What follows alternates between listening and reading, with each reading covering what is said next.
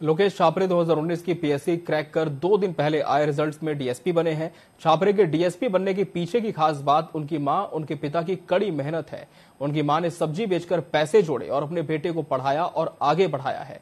पिता हरदा की अजनाला नदी में नाव चलाते हैं। परिवार की कई कुर्बानियों के बाद आज बेटे की सफलता से पूरा परिवार गदगद है। अब भाई से प्रेरित हो छोटे भाई बहन भी डीएसपी, डिप्टी कलेक्टर बनना चाहते हैं। हरदा जिले के हंडिया तहसील के खरदना गांव के रहने वाले लोकेश का परिवार भोपाल में एक छोटे से किराए के घर में रहता है। लोकेश से उनके संघर्ष से मिली सफलता को लेकर बात की टीवी 24 के वरिष्ठ संवाददाता ने।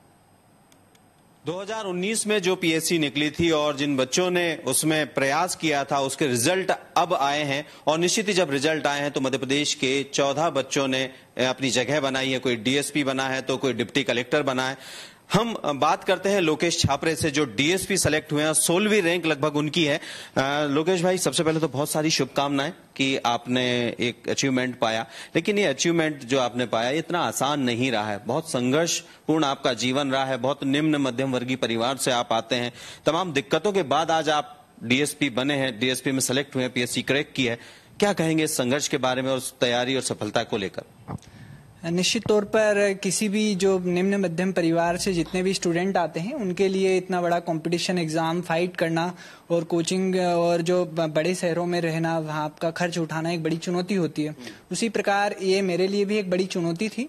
मेरी प्रारंभिक स्कूल ग्रामीण परिवेश में ही हुई है, जहाँ पर मुझे दूसरे गांव स्कूल जाना पड़ता था, नदी पार करके 5 किलोमीटर की दूरी तक। फिर जब मैंने अपनी 12th कंप्लीट कर ली तो मुझे इंदौर जाना था और इंदौर जाने के क्रम में जिस साल मुझे जाना था उसी साल दीदी की शादी हुई थी। तो जो भी पैसे थे वो दीदी की शादी में लग चुके थे। तो मैंने घर वालों से कहा कि मुझे इंदौर जाना है, तो उन्होंने कहा कि आप अगले साल चले जाइएगा, पर मैंने जिद की कि मुझे इसी साल जाना है।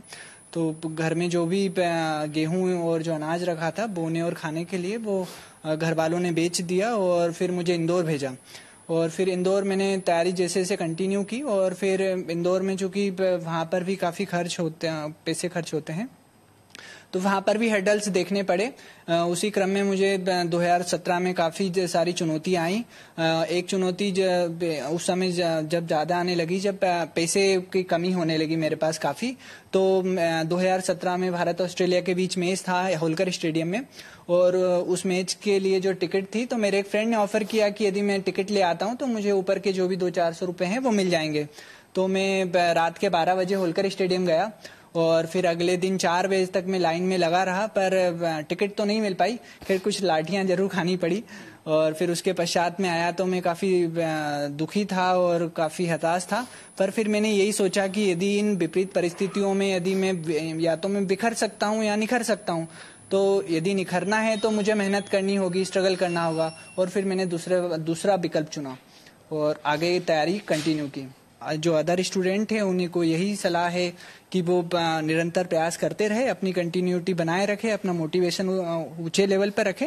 निश्चित तौर पर उन्हें आगामी एग्जाम में सफलता मिलेगी। जी बिल्कुल, यानी कि लगे रहिए और आगे बढ़ते रहिए। रामधारी सिंह दिनकर की पंक्तियां उन्होंने अपने संघर्ष को परिभाषित करती हुई सुनाई, तो 4 पंक्तियां मैं भी रामधारी सिंह दिनकर की आपको सुना देता हूं, जो अब आने वाले दिनों में शायद लोकेश के काम को परिभाषित करेंगे कि मैं पा सकूं वो मंजिलें जो ढूंढता, जहां ने मैं गा सकूं वो गीत मौन का जो प्राणदान है, ना प्रीत मुझको वो मंजिलें जो ढूंढता, जहां ने मैं गा सकूं वो गीत मौन का जो प्राणदान है, ना प्रीत मुझको सालती ना आंसू मेरे मीत हैं, मुस्कान बांटते रहे वो मेरे अपने मीत गीत हैं, कुछ पा लिया कुछ पा रहा कुछ पाना मुझको बाकी है, तब भी तलाश जारी थी अब भी तलाश जारी है। तो निश्चित ही जब आप मेहनत करेंगे तो कुछ पा लेंगे और कुछ पा लेंगे तो निश्चित ही परिवार के लोगों का मन और लोगों का जो समाज में एक दृष्टिकोण है उसको बदल पाएंगे। कैमरामैन सतीश गुप्ता के साथ मैं प्रिंस गुप्ता, टीवी 24।